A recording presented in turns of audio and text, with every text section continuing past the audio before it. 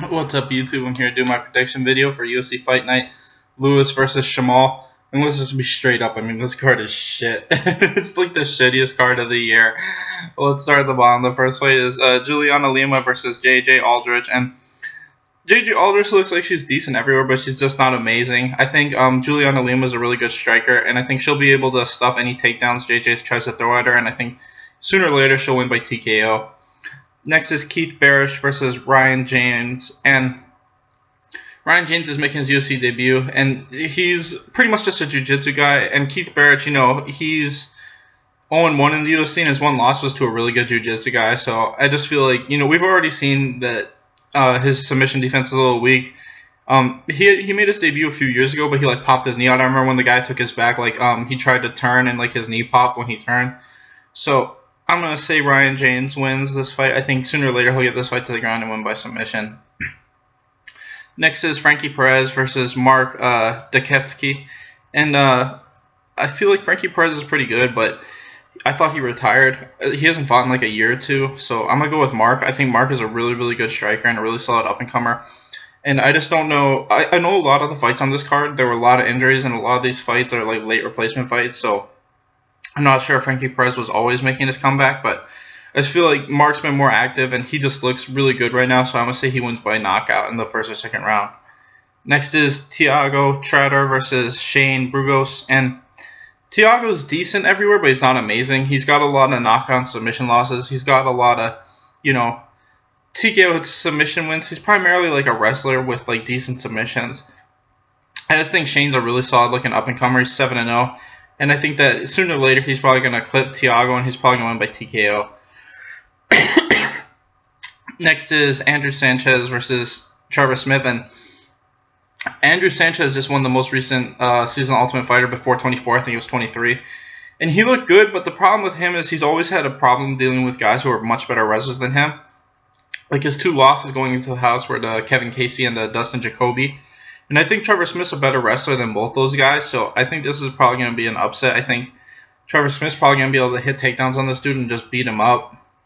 Like I said, I think that Andrew Sanchez has already shown that he's kind of weak against really good wrestlers, and I think once Andrew Sanchez gets tired, Trevor Smith's just going to win by TKO.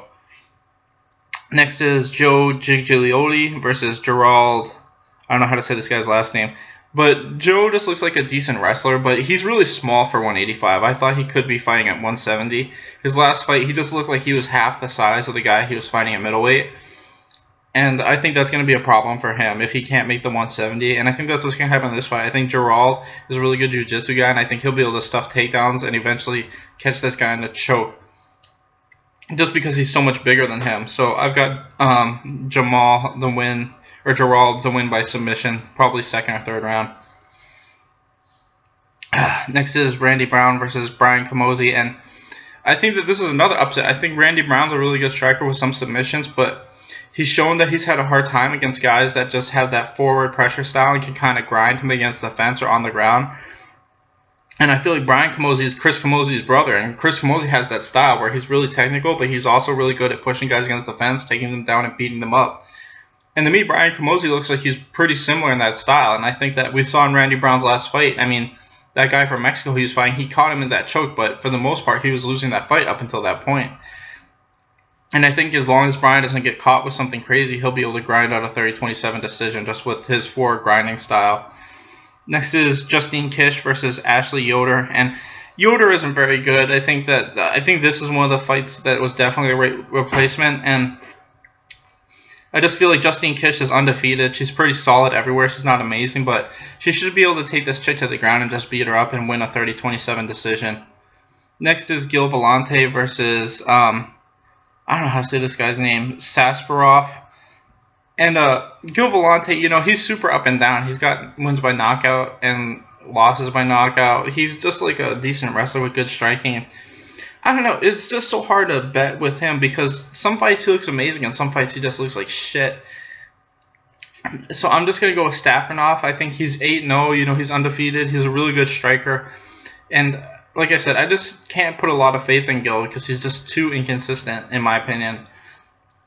Next is Corey Anderson versus Shane O'Connell. And Shane O'Connell's a super fun, exciting guy to watch. I think he's got really good striking and pretty good grappling overall. With Corey Anderson, he's just a good wrestler. His striking is decent, but it just isn't amazing.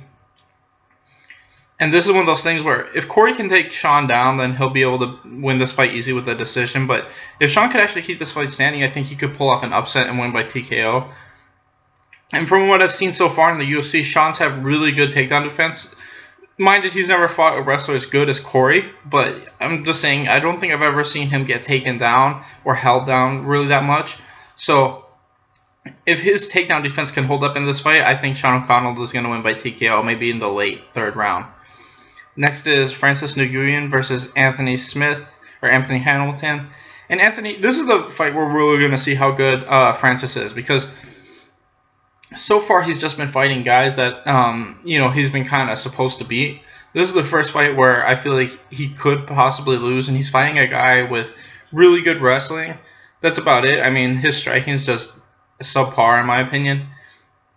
He's got a lot of knockout losses, so Francis should definitely catch this guy early, but this is really where we're going to see how high Francis' ceiling is. This is the first real test for him, in my opinion. And, his conditioning didn't look amazing, and I think it was his first or his second fight. He started to look tired in the second round, but I'm still going to pick him. I think he looks good. And Anthony Hamilton's never impressed me that much, so I'm going to pick Nguyen. I think he wins by first round knockout, but like I said, this is the fight where we're really going to see how good he is. Sorry, I'm not doing good.